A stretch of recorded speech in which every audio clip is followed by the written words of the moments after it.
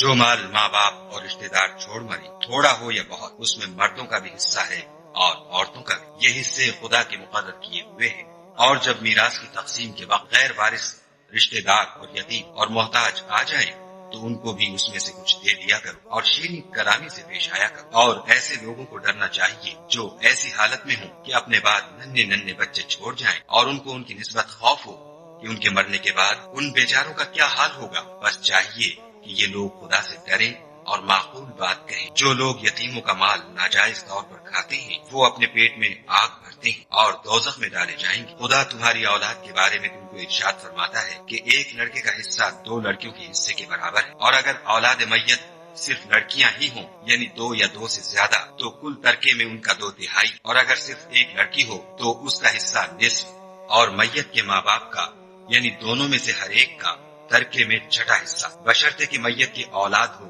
اور اگر اولاد نہ ہو اور صرف ماں باپ ہی اس کے وارث ہوں تو 1/3 ماں کا حصہ، اور اگر میت کے بھائی بھی ہوں تو ماں کا 6واں حصہ۔ اور یہ تقسیم ترکہ میت کی وصیت کی تعمیل کے بعد جو اس نے کی ہو یا قرض کے ادا ہونے کے بعد جو اس کے ذمے ہو عمل میں آئے گی۔ تم کو معلوم نہیں کہ تمہارے باپ دادوں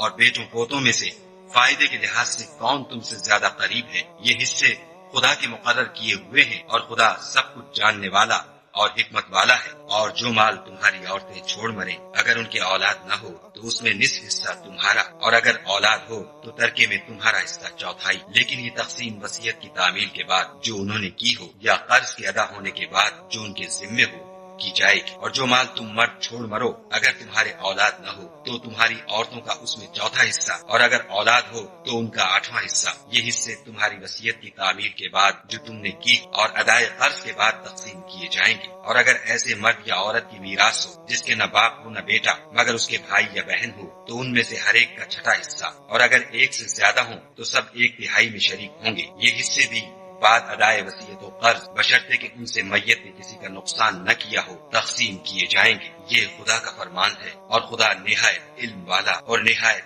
حلم والا